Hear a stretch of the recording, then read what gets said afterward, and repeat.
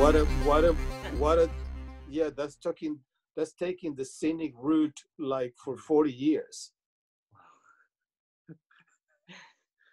No, that completely makes sense. And, you know, sort of following on from that, we know that one of the themes that you've explored quite often in your work have been themes of violence, and how you portray or depict violence through choreography on stage.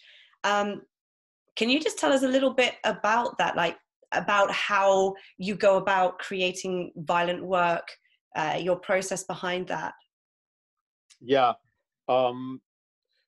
Non-intentional and kind of semi-intentional at many times.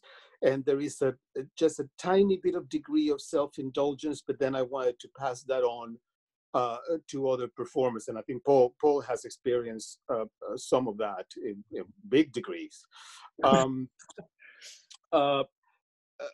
Started very early on because I did a lot of work.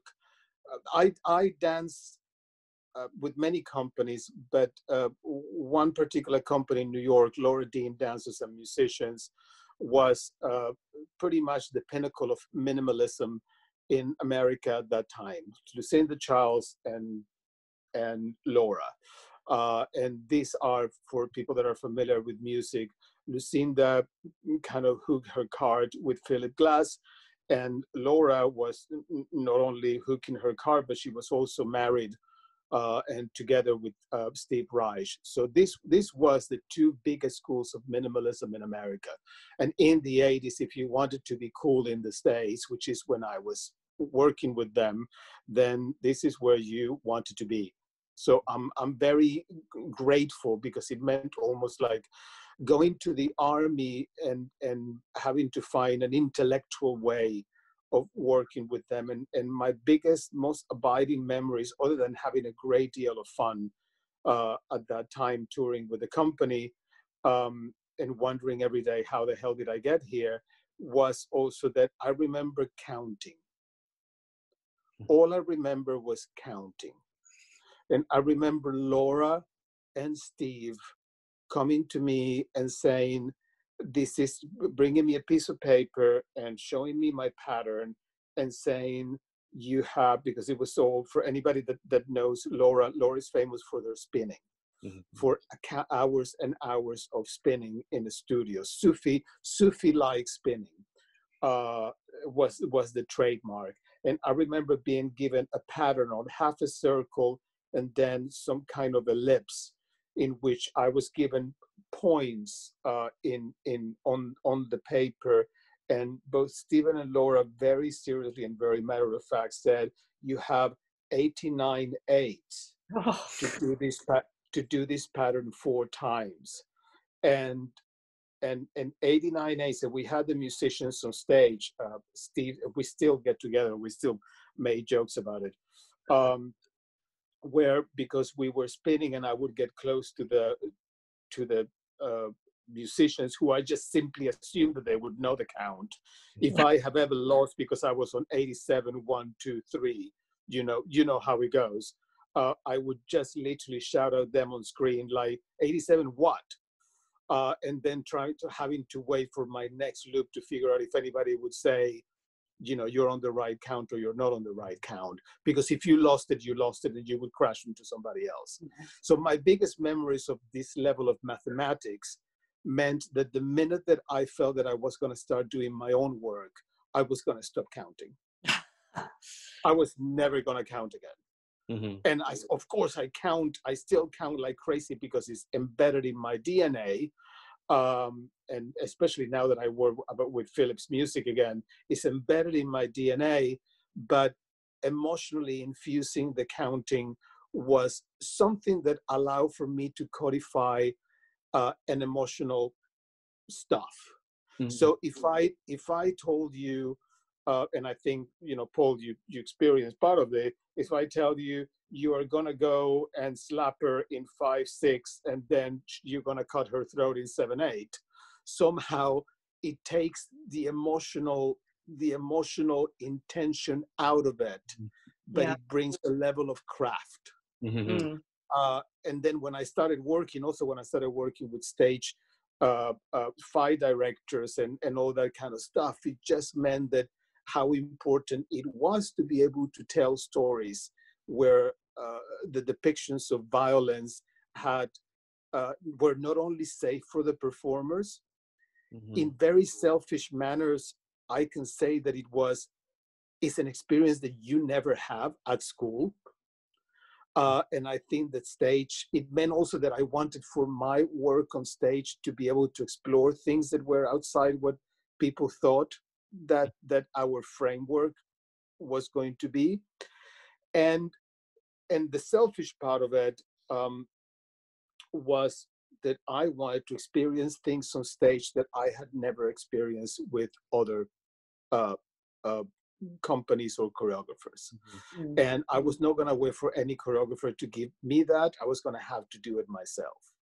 Yeah. And I was going to have to do it myself in my own body first, because if anybody was going to go and hurt myself emotionally or physically, was going to have to be me first. And if that was safe, then eventually and slowly I would pass on the information to other people. I also learned through the process that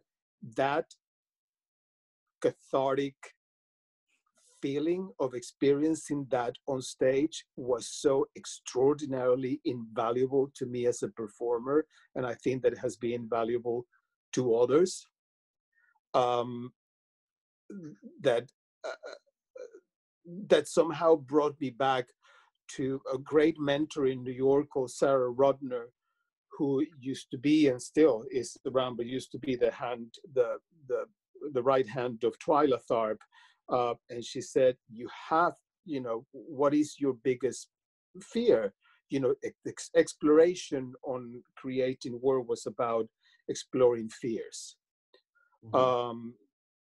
Because as she would say, I remember when I did my first solo to the Rite of Spring, which I went there, as people say, and she said, you can take it two ways. You can be terrified of it, or you can say it's only 37 minutes, and you're gonna feel so much better when it's over, and you got paid.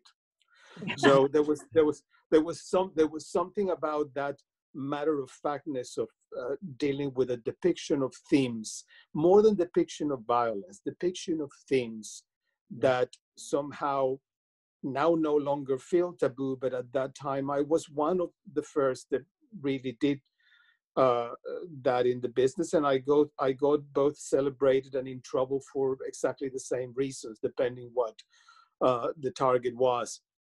So I probably have to say that I never, more importantly, I think that it was clear to me that I never chased the controversy of it. I just felt that it was right. Now, and again, on big jokes that we make about it, I did a piece that kind of brought a great deal of notoriety for those reasons, but it was, and because I also involved nudity. And I had two things. My biggest fear was to be naked, period. Terrified of being naked. So bravely I said, either I'm naked, if I survive being naked on stage, then I can be naked anywhere I want. And I just had that chutzpah. I don't know, I don't have it anymore, but I had it at the time. I'm glad I did. And also something operatic, and I think that came from my family. I loved opera, and I love the fact that opera, the difference between opera and musicals and operetta is that in opera always somebody dies. And I love that the best pieces of music were the ones where they die. So there was something just really great at, this big, crazy amounts of drama and endless death that had to last as long as an aria. So I remember that there was a piece called Grass, which was a full-length show, pretty much about a modern-day take on Madame Butterfly. and it was kind of my break. I think it was kind of my breakthrough, or people consider that the breaking through moment. You know, there was the South Bank show, came out of that, and it was filmed on that, beautifully filmed on that. I'm glad I have it. And I remember telling Jamie that now, unfortunately, Jamie Wharton, who was my on-stage partner at the time, and Parry Nadiri, who was the female. It was the three of us. It was a trio. And I said, we are all going to die on stage and we're going to die big, and we're going to die, and you're going to thank me afterwards. And you're gonna scroll and gonna be covering blood. I'm gonna die last because it's my show, so I'll die last. And mine will be, I'm sorry to say, but mine will be slightly longer than yours. But then again, I'm paying for the show, so it's my show. And Parry died on Act 1, but then she came back as a ghost in Act 2, very well dressed, so she was happy. So, but it was something about experience the operaticness of it, and it became a motif throughout a lot of my work, and it became a motif for as long as it felt relevant.